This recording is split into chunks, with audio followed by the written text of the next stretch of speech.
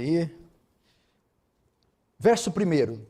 Depois disso, vi 4 anjos em pé, nos 4 cantos da terra, conservando seguros os 4 ventos da terra, para que nenhum vento soprasse sobre a terra, nem sobre o mar, nem sobre a árvore, nem sobre árvore alguma. Vi outro anjo que subia do nascente do sol, tendo o selo do Deus vivo, e clamou em grande voz aos 4 anjos, aqueles aos quais fora dado fazer dano à terra e ao mar, dizendo: não danifiqueis nem a terra, nem o mar, nem as árvores, até selarmos na fronte os servos do nosso Deus. Então ouvi o número, cadê? Dos que foram selados, que era 144.000, de todas as tribos dos filhos de Israel. Da tribo de Judá foram selados 12.000, da tribo de Rubem 12.000, da tribo de Gade 12.000, da tribo de Azer 12.000, da tribo de Naftali 12.000, da tribo de Manassés 12.000, da tribo de Simeão 12.000, da tribo de Levi 12.000, da tribo de Sacar 12.000, da tribo de Zebulon 12.000, da tribo de José 12.000, da tribo de Benjamim foram selados 12.000. Verso 9. Depois dessas coisas vi, e eis grande multidão que ninguém podia enumerar, de todas as nações, tribos, povos e línguas, em pé diante do trono e diante do Cordeiro, vestidos de vestiduras brancas, com palmas nas mãos, clamavam em grande voz dizendo: ao nosso Deus que se assenta no trono e ao Cordeiro pertence a salvação. Todos os anjos estavam de pé rodeando o trono, os anciãos e os 4 seres viventes, e ante o trono se prostraram sobre o seu rosto e adoraram a Deus dizendo: amém. O louvor e a glória e a sabedoria e as ações de graça e a honra e o poder e a força sejam o nosso Deus pelos séculos dos séculos. Amém. Um dos anciãos tomou a palavra dizendo: estes que se vestem de vestiduras brancas, quem são? E de onde vieram? Respondi-lhe: meu Senhor, tu sabes. Ele então me disse: são esses os que vêm da grande tribulação, que lavaram suas vestiduras e alvejaram no sangue do Cordeiro. Razão porque se acham diante do trono de Deus e o servem de dia e de noite no seu santuário.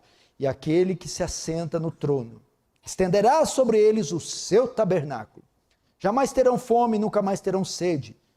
Não cairá sobre eles o sol nem ardor algum, pois o Cordeiro que se encontra no meio do trono os apacentará e os guiará para as fontes da água da vida, e Deus lhes enxugará dos olhos toda lágrima.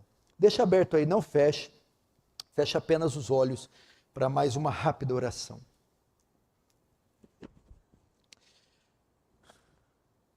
Pai Santo, mais uma vez recorremos a Ti, a Tua graça, Senhor. Senhor, o quanto estamos precisando de um avivamento, de um despertamento, Senhor. Tu tens que voltar a ser o nosso deleite, o nosso prazer. Oh Deus, aviva a Tua igreja, o Teu povo, Senhor. Abre os olhos deles para verem as belezas contidas no Evangelho da graça e da glória, na pessoa bendita de Cristo, no santo culto público, no santo culto a Deus e nas práticas e nos exercícios espirituais que alimentam e nutrem a alma. Que haja reverência, temor, tremor diante daquele que é 3 vezes santo. Que a graça do Senhor abunde aqui essa noite. Que o Senhor, Deus, nos conforme à imagem do seu Filho. Que o Senhor receba a glória para si. E que o Senhor possa fazer o teu reino avançar no nome de Jesus. Amém. Irmãos, voltamos aqui com a série de exposições no livro de Apocalipse.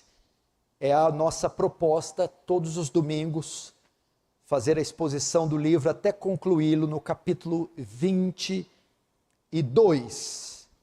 E hoje vamos entrar em mais uma sessão, em mais um capítulo, o capítulo 7. O o capítulo 7, que vai falar dos 144.000, dos selados da Igreja de Cristo. Em suma, este capítulo trata como Deus guarda a sua igreja no dia do juízo. Ele revela o cuidado de Deus para com seu povo e o cumprimento de todas as promessas de livramento para o seu povo. Portanto, é uma mensagem para você ter paz, uma mensagem para te encorajar. Todas as promessas que Deus fez à igreja, no tocante a livrá-la do perigo, livrá-la do juízo, livrá-la do dia mau, Ele cumprirá. A igreja será preservada no fim, será guardada no fim, e será redimida para estar com Ele para sempre. Não importa o que acontecer com você nesse mundo, não importa o que vier pela frente, e não importa os prognósticos, meu irmão, que o mundo ou que a sociedade tem feito, para além dessa vida, o nosso futuro está garantido. Se você voltar comigo um pouquinho, você vai lembrar que o Cordeiro, Cristo, após ter tomado o livro da mão daquele que está no trono, ele começa a desatar os seus selos, que é nada mais que a história, o controle da história do mundo. Na última mensagem nós vimos a abertura do 5º e do 6º selo, que falam de consolo para os redimidos, livramento para os redimidos e terror para os incrédulos, juízo para os ímpios. Agora, nós vamos entrar na abertura do 7º selo. Mas antes da abertura do 7º selo, que está contido no capítulo 8, nós temos um interlúdio. Portanto, da abertura do 6º selo, que está no capítulo 6 de Apocalipse, até a abertura do 7º selo, que se encontra no capítulo 8 de Apocalipse, nós temos um interlúdio, que é o capítulo 7, é o que veremos hoje. Do que se trata esse interlúdio? O capítulo 7 vai responder a pergunta que foi feita no final do capítulo 6. Vamos ver a pergunta que é feita no final do capítulo 6, no verso 17, Apocalipse 6, 17. O 16, melhor dizendo. E disseram aos montes e rochedos: caí sobre nós e escondei-nos da face daquele que se assenta no trono e da ira do Cordeiro. Verso 17, agora olha a pergunta. Porque chegou o grande dia da ira deles, e quem é que pode suster-se? O Senhor, Ele revela uma palavra de juízo sobre o mundo. Viria um juízo, o juízo de Deus seria despejado sobre toda a humanidade e toda a face da terra. Esse dia de juízo é chamado o dia da ira, o despejar da ira. E ela é tão horrorosa, tão intensa, que alguém de lá brada e diz: quem pode se livrar desse dia? Quem pode? A resposta está no capítulo 7, no interlúdio que vamos tratar. Quem escapará do juízo, no dia da ira do Cordeiro? Resposta: aqueles que foram selados pelo Cordeiro. Então, meu irmão, no capítulo 7, João continua com a sequência de visões. São visões que Deus dá a ele relata no livro. Ele vê aqui duas multidões de selados, dois grupos repletos de pessoas, duas multidões de selados. E é sobre isso que discorreremos essa noite. Mas para você entender melhor, eu vou recapitular outra coisa. Como eu disse na introdução da série de Apocalipse, nas primeiras mensagens, Apocalipse não deve ser visto de forma linear e nem literal. Apocalipse deve ser lido e interpretado de forma alegórica e em forma de ciclos. Ok? Ciclos. Onde João conta e reconta a mesma história. São 7 ciclos, onde ele conta e reconta a mesma história. Fatos que ocorrem da primeira à segunda vinda. Portanto, no capítulo 7, você vai ver muitas repetições, coisas que já vimos nos capítulos anteriores. Por que que repete? Porque é assim que foi escrito o Apocalipse. Conta e reconta, só que de ângulos diferentes. Então, sempre que estivermos pregando Apocalipse, você vai ver juízo de Deus, você vai ver a morte do Cordeiro, o trono de Deus, você vai ver a redenção dos ímpios. Você vai dizer, pastor, mas já vimos isso. Sim, mas veremos a história recontada de outros ângulos, com aspectos diferentes.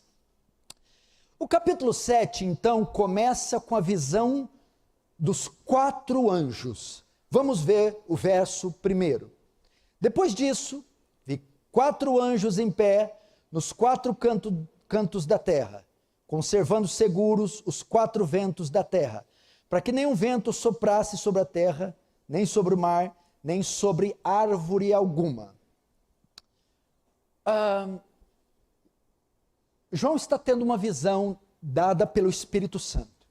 E a visão é de 4 anjos imensos, enormes. 4 anjos poderosíssimos. E como se João visse a criação, a terra, mas não só a terra, o cosmos, como se fosse quadrangular, um quadrado. Ele vê esses 4 anjos, um em cada ponta, em cada extremidade. É como se ele visse nos pontos cardeais, um no norte, outro no sul, outro no leste, outro no oeste. Ele vê esses 4 anjos, nos meridianos. E eles estão segurando algo. Esses anjos enormes estão bloqueando, detendo a força dos 4 ventos. Ventos que soprarão também nos 4 cantos da criação, norte, sul, leste e oeste. E esses anjos estão impedindo esses ventos de soprar sobre a terra. Mas o que significa esse sopro? Que mal tem o vento soprar sobre a terra? Esse sopro traz a ideia, não de uma brisa, não de uma corrente de ar, mas de um ciclone, de um tufão, de um furacão. Ou seja, é algo que, se for permitido, devastará, destruirá tudo que tem pela frente. Ou seja, a terra, o mar e a árvore são termos para dizer toda a criação. Se esses ventos soprarem, destruirão toda a humanidade. Isso pode ser entendido melhor. Você entende que os ventos têm essa definição, ou tem essa finalidade nos versos 2 e 3. Veja só. Vi outro anjo que subia do nascente do sol, tendo o selo Deus vivo, e clamou em grande voz aos 4 anjos.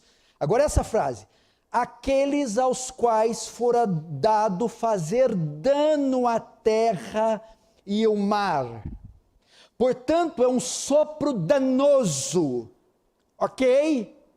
Porque o verso 2 e 3 diz que se eles forem permitidos soprar, eles causarão dano, destruição.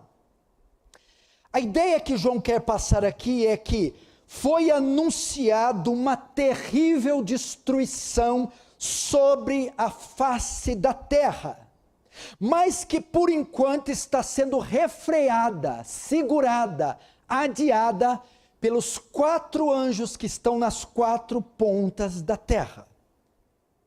Portanto, estes anjos são anjos enviados para executar os juízos, para executar juízos sobre a criação, terra, mar, árvores.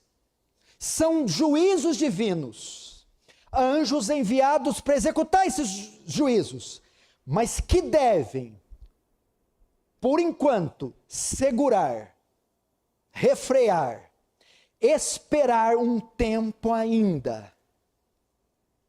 Veja no verso 2: vi outro anjo que subia do nascente do sol, tendo o selo do Deus vivo, e clamou em grande voz aos 4 anjos, aos quais fora dado fazer dano à terra e o mar, dizendo: não danifiqueis nem a terra, nem o mar, nem as árvores, até selarmos na fronte os servos do nosso Deus.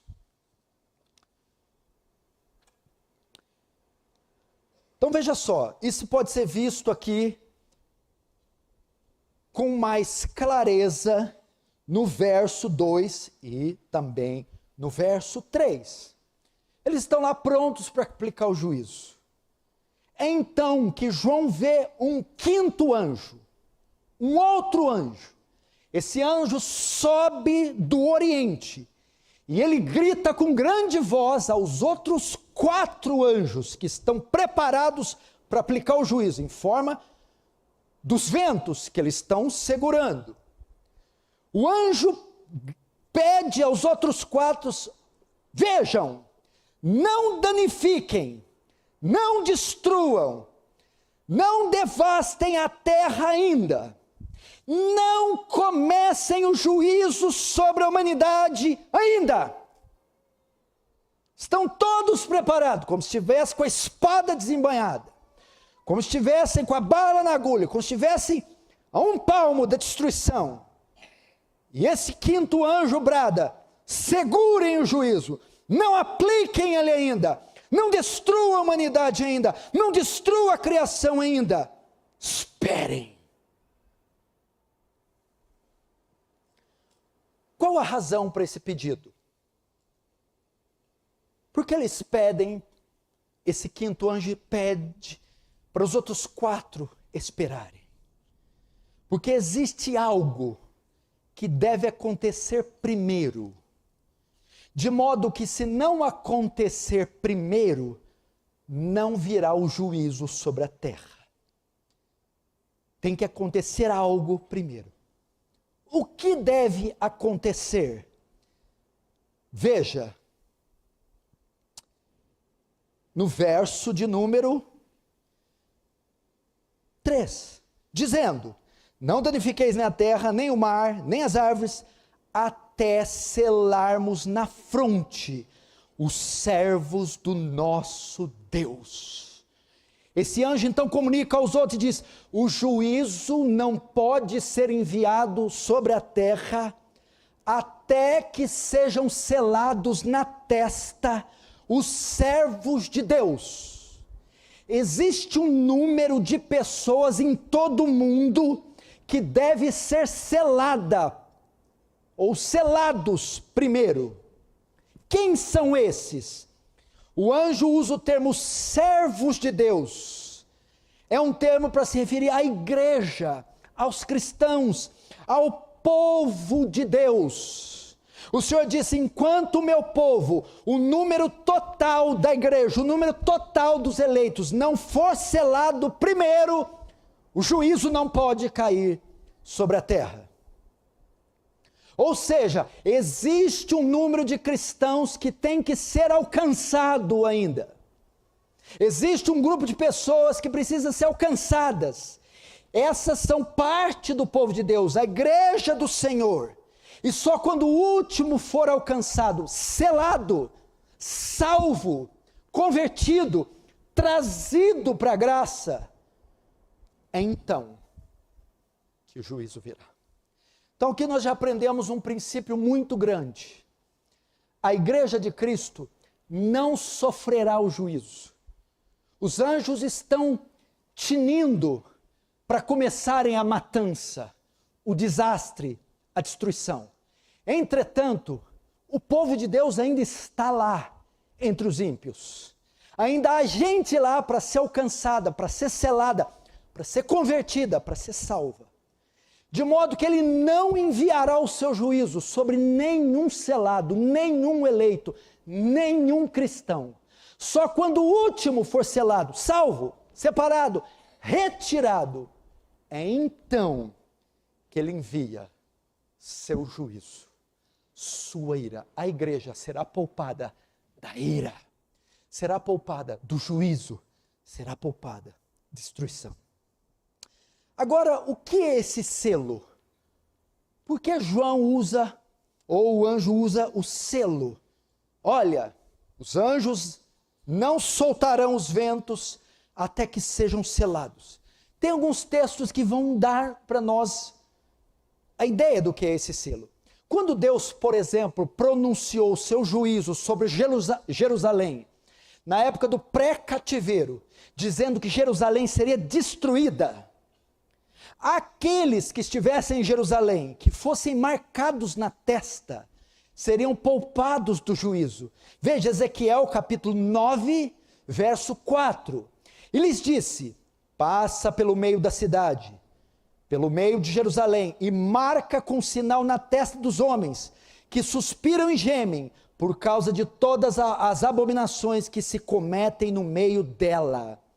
Então dá uma ordem: aqueles que fossem marcados na testa, seriam poupados do juízo que foi enviado nos tempos de Ezequiel, no início do cativeiro. Apocalipse 14 também dá a ideia. 14:1 diz assim: olhei, e eis o Cordeiro em pé sobre o monte Sião, e com ele 144.000, tendo na fronte escrito o seu nome e o nome do seu pai. Aqui diz que o selo que vai ter na testa, os eleitos, os servos, é o nome do seu pai, o seu nome e o nome de Deus. Mas ainda não está claro para você entender o que é esse selo. Você vai entender. A circuncisão selou com o selo na antiga aliança. Como é que era o selo, o símbolo da aliança no Antigo Testamento? Esse selo era feito pela circuncisão, o corte do prepúcio masculino. Então aquele homem estava selado através da circuncisão. Na nova aliança, esse selo não é mais físico, é moral, é espiritual, é invisível. É o Espírito Santo quem sela o povo de Deus na conversão, na regeneração, na salvação. Esse é o selo. Efésios 4:30. E não entristeçais o Espírito de Deus, no qual fostes selados para o dia da redenção. Todo aquele que se converte, que é salvo, ele recebe um selo, a habitação do Espírito Santo. O Espírito Santo sela, separa, quando regenera, quando salva um homem. Esse é o selo. Esse é o selo que nós temos. E esse selo simboliza 3 coisas. Primeiro, o termo João faz uso da época, do contexto romano. O selo era utilizado primeiro para inviolabilidade.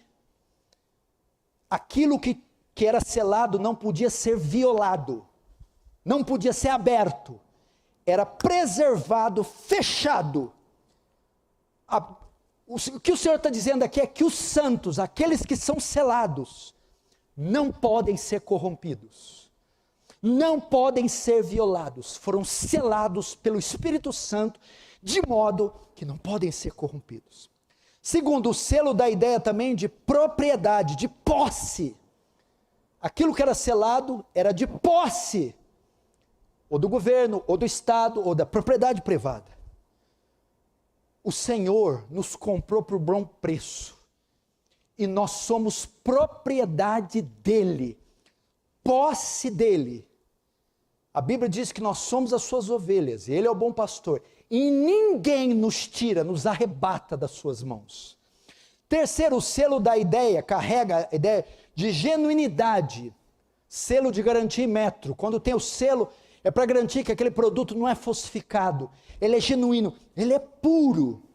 Dá a ideia do que aquilo que Cristo fez por nós, ninguém pode desfazer. É o que está em Romanos 8. Quem nos separará do amor de Deus? Não pode ser desfeito. Então, enquanto o último do povo de Deus não for selado, esses juízos não são aplicados. Esse selo também é uma antítese da marca da besta. Você vai ver que a marca que se destaca no Apocalipse é a marca da besta, em Apocalipse 13. Mas antes de chegar na marca da besta, nós temos a marca da igreja, a marca de Cristo. Assim como Satanás, a besta, o anticristo, vai selar, marcar os seus com 666, 666, o Senhor também sela, também marca o seu povo. Como ele marca? Com o Espírito Santo, com a mente transformada, com a salvação. Isso que quer dizer o selo, meu irmão. Então, todo aquele que foi selado pelo Senhor, não pode sair das mãos dele, não pode perder a salvação e não pode se corromper. Como recebemos esse selo? Ele é a única garantia que não sofreremos o juízo. Só os convertidos têm. Só os salvos, os perdoados, os regenerados. Só quem, porque o selo é o Espírito Santo, e só tem o Espírito Santo o verdadeiramente salvo. Agora João vai mostrar a quantidade desses selados. O número. Quantos foram os que Deus selou? Quantos são os salvos? Quantos fazem parte dos redimidos? Quantos serão aqueles que morarão no céu? Vamos ver o verso 4. Então ouvi o número dos que foram selados, que era 144 mil, de todas as tribos dos filhos de Israel. Veja o verso 5. Da tribo de Judá foram selados 12 mil, da tribo de Rubem 12 mil, da tribo de Gad 12 mil. Verso 6, da tribo de Azer 12 mil, da tribo de Naftali 12 mil, da tribo de Manassés 12 mil, da tribo de Simeão 12 mil, da de Levi 12 mil, da tribo de Issacar 12 mil, e da tribo de Zebulon 12 mil, e da tribo de José 12 mil, da tribo de Benjamim, foram selados 12 mil. Aqui então, meu irmão, no verso 4, João começa a contar aqueles que foram selados. Preste atenção. João agora, ele vê duas multidões. A primeira multidão, ele vê, ela está contida do verso 4 ao 8. E no verso 9 em diante, ele vê a segunda multidão. A primeira multidão que João vê é de 144 mil. 144 mil. O que é 141 mil? O que é esse número? Esse Apocalipse não é literal, é simbólico. 144 mil são múltiplos de 12. 12 é uma referência às 12 tribos de Israel. Por isso ele cita aqui um punhado, 12 mil de cada tribo, fazendo menção aos filhos de Jacó, que se tornaram as 12 tribos, de onde veio a nação de Israel, ok? Esses 144 mil são para simbolizar a igreja do Antigo Testamento, a nação de Israel.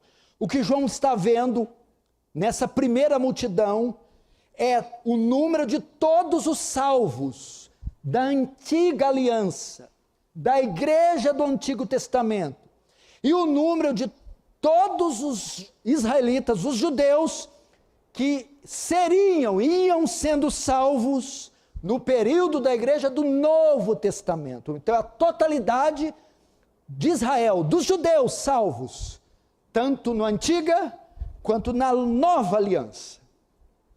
Essa é uma das interpretações que João está vendo. A segunda interpretação é que 144 mil é a multiplicação de 12 versus 12, vezes 12. 12 vezes 12, 144. Seria a soma de 12 tribos com 12 apóstolos. Essa primeira multidão, então, seria a totalidade dos santos, tanto do Antigo quanto do Novo. Todos os salvos que vão estar no céu estão lá, desde Abel até o último crente que será salvo no último dia da história desse mundo. Ok? São essas possíveis interpretações. Os testemunhos de Jeová, por exemplo, têm uma interpretação alternativa, que é uma aberração. O testemunho de Jeová é uma seita. Eles acreditam que esses 144 mil são 144 mil da seita deles. 144 mil cristãos especiais, os únicos que terão direito de ir morar no céu. Para você ter uma ideia, a seita tem 3 milhões de adeptos. Vai ficar uma tantada de fora. Eles disputam no tapa para quem vai fazer parte dos 144 mil. São os únicos que terão direito da seita de entrar no céu. 144 mil pessoas, muito pouquinho. Os dispensacionalistas, cristãos que creem numa escatologia dispensacionalistas, pensam que esses 144 mil são 144 mil judeus que se converterão na grande tribulação e que evangelizarão os pecadores aqui na grande tribulação. E haverá muitas conversões, um avivamento na grande tribulação. E eles estarão lá na Palestina, em Jerusalém, esperando o retorno do Messias. Assim creem os dispensacionalistas. Nós não, nós entendemos que são essas duas interpretações prováveis. São figuras e números simbólicos para mostrar, é a totalidade do povo de Deus, 12 apóstolos, 12 tribos. Os salvos do Antigo e os salvos do Novo, ou seja, todos os salvos no céu. Então essa é a primeira multidão. Agora João vê a outra multidão. Verso 9. Depois dessas coisas vi, e eis grande multidão que ninguém podia enumerar, de todas as nações, tribos, povos, línguas, em pé, diante do trono e diante do Cordeiro, vestidos de vestiduras brancas, com palmas na mão. Agora, por que há margem para distinguir que são duas multidões? Veja só. Enquanto que a primeira multidão, João vê o número de todos os salvos da antiga aliança, agora João vê o número dos salvos da nova aliança, os gentios. Notem que a primeira multidão podia ser contada. 12, 12, 12, 12, fechando, ainda que não literal, um número, 144 mil. Já na segunda multidão, João não podia contar, ela não podia ser contada. Daqui traz a ideia que a igreja é formada de judeus, entretanto, de um número muito maior de gentios. Gentios é todo aquele que não é judeu. Judeu é uma classe. Qualquer outro não judeu é gentio. Isso pode fazer coro com o que o Senhor disse a Abraão em Gênesis 15:5. Então conduziu Abraão, Deus conduz Abraão até fora e disse: Abraão, olha para os céus e conta as estrelas, se é que pode, assim será a tua posteridade. Farei da sua descendência como grãos de areia no mar, como as estrelas. Quem são esses que Deus pediu para Abraão comparar o número das estrelas? Porque em Abraão serão benditas só os judeus, todas as nações da terra. Ou seja, o número de salvos dentro da igreja, de gentios, é muito maior do que de judeus, porque os judeus estavam presos apenas em uma nação, em uma cultura, uma etnia. Quando Cristo vem, abre a salvação, o reino, para todos os outros tribos, línguas, raças e povos. Portanto, são essas duas. João mostra então. Mas tanto uma interpretação como a outra, ela é possivelmente totalmente cabível, porque João está vendo as duas multidões no mesmo local. De qualquer forma, é o número total dos salvos, do Antigo e do Novo. Quer você ponha separadamente, né, um é judeu, outro é gentil, quer você os coloque juntos, não. É a totalidade dos salvos. Eles estarão nos céus para sempre. Agora João vai mostrar como essa multidão está. Eu vou trocar a palavra multidão para igreja. João está vendo a igreja do Antigo, a igreja do Novo, formando uma só igreja. A igreja dos salvos, dos remidos, lá no céu. Agora, como está? Ele vai ver o aspecto dessa igreja, as características dessa igreja. Vamos ver o verso 9 novamente. Depois dessas coisas vi, eis grande multidão que ninguém podia enumerar. Olha só, de todas as nações, de todas as tribos, de todos os povos, de todas as línguas. Como eles estavam? Primeiro, em pé diante do trono e diante do Cordeiro. Segundo, vestidos de vestiduras brancas. Terceiro, com palmas nas mãos, ou com, como é que é o nome da? Ramos nas mãos. Vejam só o aspecto da igreja redimida, dos eleitos. Olha, tem mais, de vez em quando eu dou esses spoilers para vocês, hein? A hora que eu estava passando com o meu olho assim, eu vi a cara do Galiano aqui, é o que ficou na minha memória. Aí, em fração de segundo, eu associei essa multidão com o Galiano. Ou seja, ele está aqui. Se ele for um verdadeiro salvo, eu estou vendo ele aqui. Eu estou vendo a Soraya aqui. Estou vendo a Suzana, a Maitê. Você está aqui. Eu vou mostrar como é que você vai estar, se você chegar até esse dia. Primeiro, ele vê a igreja tendo acesso direto a Deus e ao seu Filho. Ele está em pé diante do trono e do Cordeiro.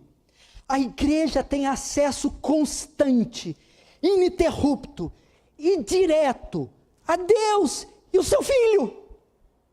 Ela está ali trafegando pelos corredores, ela está vendo a Deus, está perto de Deus, próximo de Deus, diretamente, sem intermediário, sacrifício, sem mediador, ela está de pé, diante, de frente de Deus e do seu Filho. Nós teremos essa liberdade de estar diante de Deus, irrestritamente, continuamente, livremente.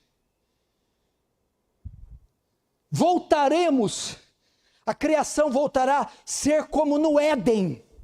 Lembra que Deus vinha ter com Adão e Eva na viração do dia e caminhavam junto, comungavam, tinham vínculo, tinham pacto, tinham aliança, tinham comunhão. A criação, a igreja voltará a ser como era no Éden. Segundo aspecto da igreja, ela foi livre dos seus pecados, agora são plenamente justas. No termo que João escreve, vi elas vestidas de vestes brancas, vestidos de vestiduras brancas. Fala da libertação do pecado, agora são justas. Ah, o senhor está querendo dizer que elas foram justificadas, né? Não, a justificação se dá aqui na terra, foi aqui antes de subir. Aqui o que João está vendo, essas vestes brancas têm o símbolo de glorificação. A justificação tira a culpa do pecado. Isso se dá quando a gente crê aqui na terra. No céu, o Senhor não está tirando a culpa mais, a culpa foi tirada. Ele está tirando a presença do pecado. Esses santos agora não lutam mais com o pecado, não se arrependem mais de pecado, não brigam mais, eles não possuem mais em si o pecado. Ele foi completamente removido, retirado, erradicado. Uau! São os santos glorificados. Nunca mais uma tentação. Nunca mais a carne militando contra o espírito. Nunca mais cobiçando. Nunca mais. Ausência total do pecado. Qual o terceiro aspecto da igreja? Eles estão celebrando a sua vitória concedida por Cristo através do termo, verso 9 ainda, estão vestidos de vestiduras brancas com palmas, com ramos nas mãos, aqueles mesmos ramos que eles ergueram quando Jesus, montado em um jumentinho, entrou por Jerusalém. Eles gritaram: Hosana nas alturas, bendito é aquele que vem em nome do Senhor. Eles estão festejando, é júbilo, é gozo, eles estão celebrando a sua vitória contra o pecado, contra a morte, concedida por Cristo. Essa igreja aqui não é a igreja aqui da terra sofrida, rejeitada, perseguida, trôpega, custosa, mas é uma igreja sem rugas, sem mácula, vitoriosa, glorificada, que tem acesso direto ao trono do Pai. E essa igreja vitoriosa, ela está vestida de branco, de pé diante do Cordeiro, com ramos na mão, e ela tem um cântico na sua boca. Ela canta, ela louva. A igreja vitoriosa canta essa vitória. Verso 10. E clamavam em grande voz, dizendo: ao nosso Deus, que se assenta no trono, e ao Cordeiro, pertence a salvação. Você já viu que o louvor, a adoração, o júbilo, o cântico, ele está presente no contexto da igreja, tanto aqui na terra quanto no céu? A igreja nunca está desassociada do louvor. Por isso que a evidência de um crente saudável é que ele canta. É que o coração dele está cheio de gozo, de júbilo.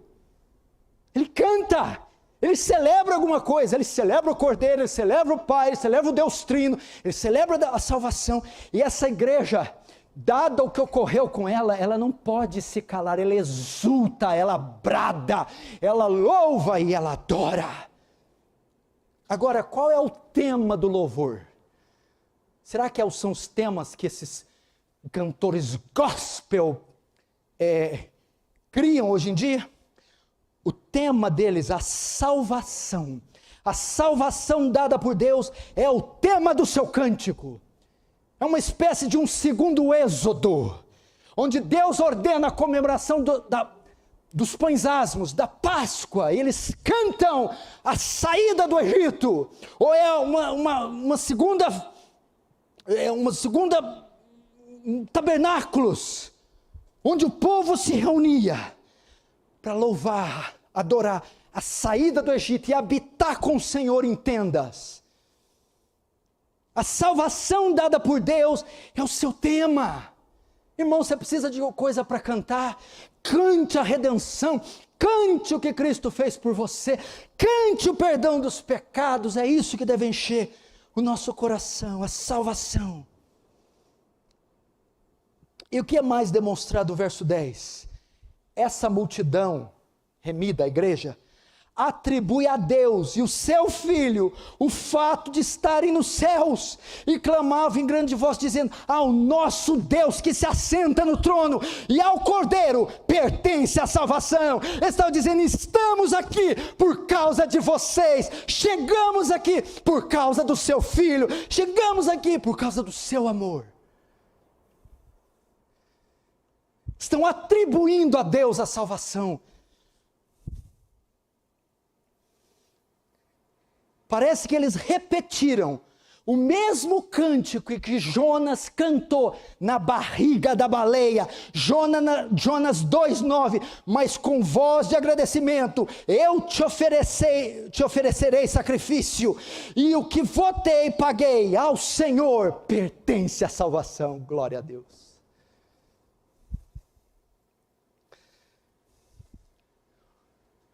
William Hendrickson diz que com seu cântico eles expressam seu louvor, sua gratidão a Deus e ao Cordeiro que morreu, ressuscitou dentre os mortos, subiu ao céu para assumir seu lugar à mão direita de Deus Pai e conceder a eles salvação. Essa igreja está cantando. Será que lá, pelo menos lá, finalmente, o pastor Danilo vai ser afinado? Lá eu acho que vai ser, a glorificação vai afinar. Ele vai estar aqui, ó, do lado dos Pavarotti, porque o urso é uma bênção, o louvado lá dele. Quando o Tiago está cantando uma estrofe, ele está cantando outra. Quando o Tiago começa, ele começa 3 segundos antes. Mas aqui todos nós vamos estar em um só coro, afinadíssimos. Afinadíssimos. Agora, sabe o que acontece? O céu responde à adoração da multidão. O céu, em face àquela cena, de vendo aquela multidão que não podia se contar, adorando o Cordeiro, o céu vai responder à adoração. Verso 11. Todos os anjos estavam de pé, rodeando o trono. Os anciãos e os 4 seres viventes. Então veja só. Todos os anjos, as miríades e miríades. Quando fala anjo aqui é anjos, arcanjos, querubins, serafins. Todos que existem no céu vão estar lá de pé, rodeando o trono. Os anciãos, os 24, que é a união da igreja do antigo com o novo, os 4 seres viventes, a criação, o cosmos, todos estão ante ao trono, e se prostraram sobre o seu rosto, e adoraram a Deus, verso 12, dizendo, amém. Amém ao quê? Ao canto da multidão do verso 10, e eles continuam, o louvor, e a glória, e a sabedoria, as ações de graça, e a honra, e o poder, e a força, seja nosso Deus, pelos séculos dos séculos, e novamente, amém. Irmãos, veja só, o céu todo, reconhece essa verdade. Que verdade? Aquela que foi dita pela igreja, do Senhor pertence a salvação. Então eles se ajoelham diante da declaração da igreja, se ajoelham diante do trono, e agora todos juntos irrompem em uma doxologia sétupla. Eles vão citar 7 atributos de Deus. É quase a mesma adoração que o Cordeiro recebe no capítulo 5. Agora Deus vai receber uma adoração sétupla.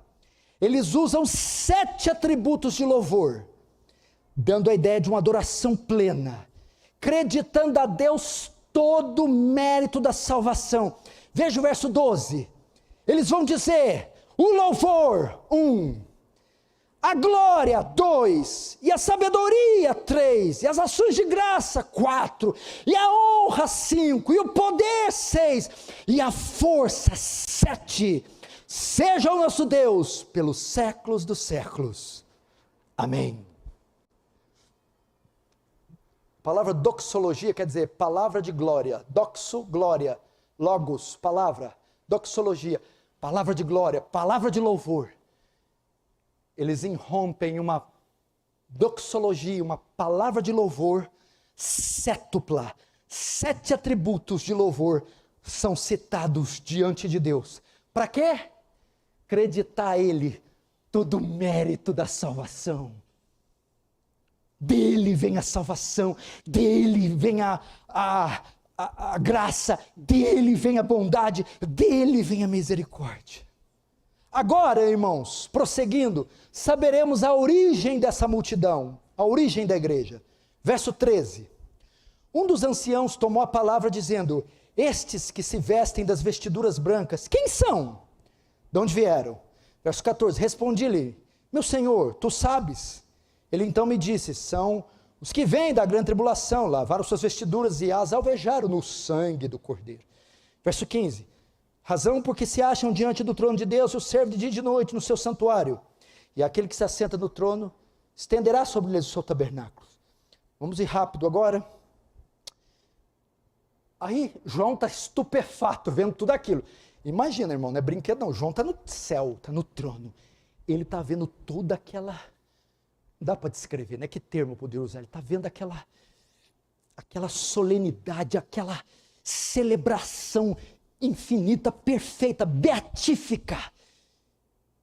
E aí, um gaiato lá pergunta, João, quem são esses? De onde vieram? Aí João, eu sei lá, eu não sei.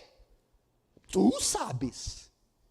Inteligentemente, João, você que está aqui mais tempo, você que sabe. Eu cheguei agora. Aliás, eu nem toquei, é só uma visão. Você está me perguntando um negócio desse.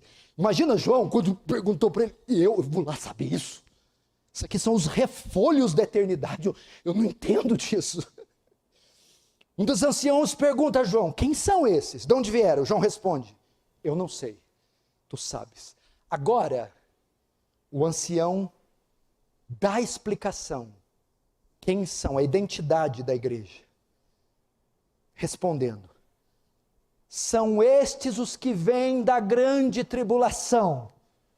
O que é isso? Primeiro, a ideia que passa aqui é o quê? A maioria daqueles que estão ali veio pela ressurreição, veio ressuscitada. Eles foram mortos ao longo das eras da igreja, inclusive na grande tribulação. Por isso que ele cita, quem são esses? São os mortos, gente da igreja que morreu em todos os séculos e milênios, e ressuscitaram, e agora estão lá. Inclusive os mortos que ressuscitaram da grande tribulação. Notem, escute isso aqui, notem, a igreja, a multidão, é poupada do juízo, mas não do sofrimento, mas não da perseguição, mas não do martírio. Muitos que João está vendo ali vieram do martírio, muitos eram do Coliseu Romano, muitos eram da janela 1040, muitos foram mortos por Hitler, Stalin, Mao Tse Tung, Mussolini, pelos ditadores. Nós não carregaremos sobre nós a ira de Deus, mas o martírio talvez, a perseguição talvez. Segunda lição que aprendo aqui, algumas linhas escatológicas que acreditam que a igreja não passa pela grande tribulação, que a igreja é arrebatada antes, rebata, aí fica aqui os ímpios, os desviados e os crentes da segunda leva, da repescagem, que não vai na segunda, na primeira, na terceira, não vai em leva nenhuma. Aqui é uma amostra que essa teoria não encontra amparo nas escrituras. Quem são esses? É a igreja. De onde ela veio? Ela foi morta. Aonde? Na grande tribulação. Mostra que a igreja vai passar a grande tribulação. E o arrebatamento vem depois e não antes. Ele acontece simultaneamente com a volta de Jesus. E não são dois eventos distintos. Não são. Agora, primeiro ele mostra a origem. Quem são esses? Agora ele vai mostrar como chegaram aqui. Como é que esse povo fez para entrar aqui no céu? Veja só o que ele diz. Verso 15. São esses os que vêm da grande tribulação. Como chegaram? Eles lavaram suas vestiduras e alvejaram no sangue do Cordeiro. No Monte Sinai, em Êxodo capítulo 19, Deus instruiu os israelitas a se lavarem, ou lavar as suas roupas, antes de se apresentarem diante dele. Não era permitido ir diante de Deus, na presença de Deus, com as vestes sujas, tinha que passar por uma purificação. Da mesma sorte, só podem estar diante do trono, só podem entrar no céu e dar a vida eterna aqueles que foram lavados pelo sangue de Jesus. Que é isso? Que foram justificados pelo sangue de Jesus. Nós vimos No verso anterior, que eles estão glorificados, ok? Sem a presença do pecado. Entretanto, ninguém pode ser glorificado, modo este que se entra no céu, sem o qual você não entra. Se você não for primeiro justificado. Ou seja, se a sua veste não for lavada no sangue de Jesus, o perdão, a remissão dos pecados, a justificação, você não vai entrar no céu. Glorificação. Porque em Hebreus 9:22 diz, sem derramamento de sangue, não há remissão dos pecados. Tá, resume aí, pastor. Quem são? São os mártires. Como entraram aqui? Através do Evangelho. Quando diz lavar as suas vestiduras no sangue do Cordeiro, é através da morte substitutiva de Cristo. Eles não entraram aqui, apóstolo João, pelos seus méritos. Eles não entraram aqui por suas obras. Eles entraram aqui através da morte e ressurreição do Senhor Jesus. 1 João 1:7. Se, porém, andarmos na luz como Ele na luz está, mantemos comunhão uns com os outros. E o sangue de Jesus, seu Filho, nos purifica de todos os pecados. É só por Cristo que nós entramos, meu irmão. É só por Cristo. E é só por essa causa que podemos estar diante do trono de Deus. Veja o verso 15. Razão porque se acham diante do trono e o servem. Razão. É por causa da morte de Jesus, é por causa do sangue de Jesus, 15, que se acham diante do trono de Deus. É só dessa forma que podemos estar no céu, meus irmãos, e servirmos a Deus. É só pela obra consumada, só pela obra de Cristo consumada na cruz. É pela sua morte. E quando colocamos a nossa confiança nessa morte e ressurreição. Só dessa forma que podemos estar no céu. Verso 15, olha só. Razão porque se acham diante do trono de Deus e o servem. A palavra grega para servem é adoração. De dia e de noite no seu santuário. A palavra grega para santuário é santo dos santos. Lá não tem templo. Então veja só, você só pode adorar a Deus no santo dos santos, mediante ao sacrifício de Cristo, mediante a obra consumada no Calvário. Só dessa forma.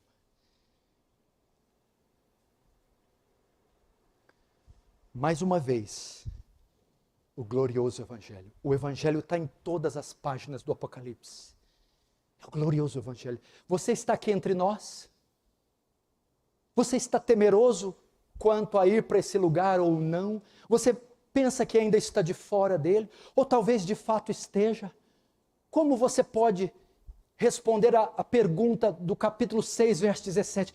Quem pode se suster no dia da sua ira? É só se você for selado. Como eu faço para ser selado?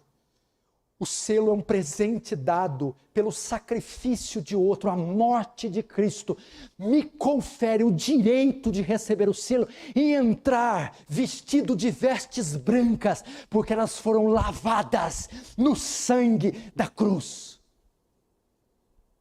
Você precisa crer no Evangelho, se arrepender dos seus pecados, senão você não entra lá. Agora vamos terminar. Olha que coisa tremenda. O capítulo 6 termina quanto, pastores? Como o capítulo 6 termina? Com o céu se recolhendo como um pergaminho. As estrelas caindo como figos verdes caem numa tempestade. Os montes se abalando e os homens se escondendo. Um cataclisma, não tem céu, não tem teto, não tem terra. E os homens estão padecendo na terra. Agora o capítulo 7 não termina assim não. Enquanto os homens ficam sem teto, morrendo de terror, no final do 6, no final do 7, o 7 termina com o povo de Deus, debaixo de um teto, firme, sólido. recebendo todas as bênçãos da salvação. É o que está na última parte do 15. E aquele que se assenta no trono estenderá sobre eles o seu tabernáculo. A palavra tabernáculo aqui é tirada de Êxodo 25, quando Deus manda Moisés construir uma tenda. E os israelitas armaram, e a presença de Deus ia lá. Era uma espécie da casa de Deus. Só que o tabernáculo do Antigo Testamento era limitado a um punhado de gente. Aqui o tabernáculo, a casa de Deus, será estendido para todos. Todos. Porque sempre foi o desejo de Deus que o seu povo habitasse com Ele. Veja isso em alguns textos. Levítico 26, 11 e 12. Porei o meu tabernáculo no meio de vós, e a minha alma não vos aborrecerá. Andarei entre vós e serei vosso Deus, e vós serei meu povo. Ezequiel 37, 26, 27. Farei com eles aliança de paz, será aliança perpétua.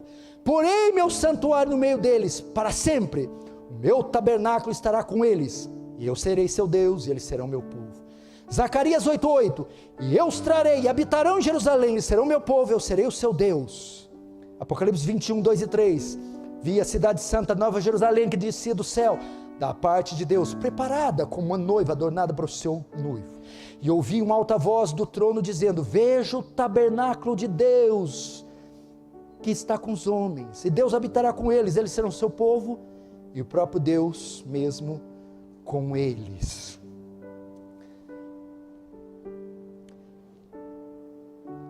Aquele que está sentado no trono estenderá sobre eles seu tabernáculo.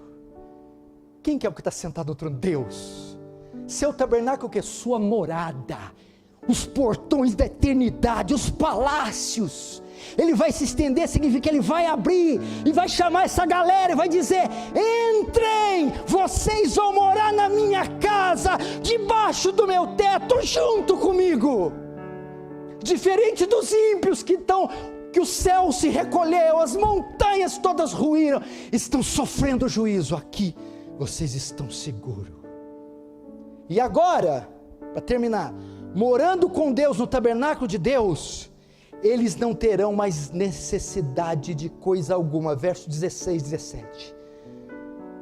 Lá dentro da casa de Deus, jamais terão fome, nunca mais terão sede, não cairá sobre eles o sol, nem ardor algum. Verso 17.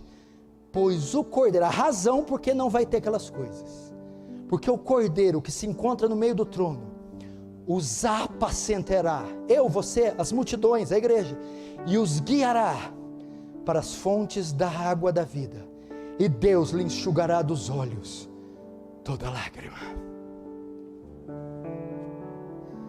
Você já foi hospedado por algum empresário, executivo, algum rei, algum monarca? Acontece de vez em quando de pobre envolver nessas aventuras. Pastor, um ricaço aí me hospedou. Eu fiquei numa cama que eu não sabia onde dormir. É tão grande, galera. Eu rolava para lá, para cá, eu pulava, fazia toim, toim. Aí eu abria a geladeira e falei: meu Deus do céu, eu nunca vi isso aqui nem no Walmart. Pode comer, é tudo seu. Uau! Aí café da manhã, ar-condicionado, ar quente, ar frio, até enjoa, pastor. Eu dormi tanto que eu fiquei cansado de dormir. Aí eu dormi para descansar do cansaço e ficar sem dormir. Foi uma loucura. É isso que João está dizendo. Na casa de Deus, vocês não terão fome, não terão sede, não precisarão de sol. E vocês não vão chorar aqui. O que ele está querendo dizer? Lá no céu, igreja, não teremos necessidade de coisa alguma. Por quê? Porque o cordeiro se encontra lá. O que quer dizer isso? Estaremos plenamente realizados e plenamente completos em Cristo. Ele virá de encontro com toda a nossa necessidade, e Ele é o suprimento maior e único de toda necessidade. Estando com Ele, estaremos plenamente satisfeitos de todas as coisas, sem que de nada teremos falta. Fome, por que não teremos fome? Porque Cristo, em João 6,48 diz: eu sou o pão vivo que desceu do céu. Quem de mim se alimenta, por mim viverá. Por que não teremos mais sede? Porque João 4, 10, 14, eu sou a água da vida que dessedenta. Por que não precisaremos de sol? Porque Malaquias 4, 2 diz: para vós outros que temei meu nome, nascerá o sol da justiça. Ele é o calor, Ele é a luz. E por que não vai ter tristeza nem dor? Porque Cristo é a nossa alegria. Filipenses 4,4, regozijai-vos no Senhor. Neemias 8,10, a alegria do Senhor é a nossa força. Cristo é a soma de todas as nossas necessidades, e Ele nos suprirá. E eu termino com uma palavra de ânimo e outra de advertência.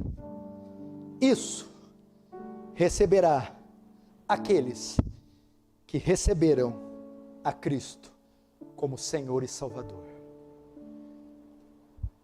O final do capítulo 6, caí sobre nós montes e rochedos, é o que receberão aqueles que rejeitarem o Senhor Jesus. Quem o aceita, morará em seus tabernáculos.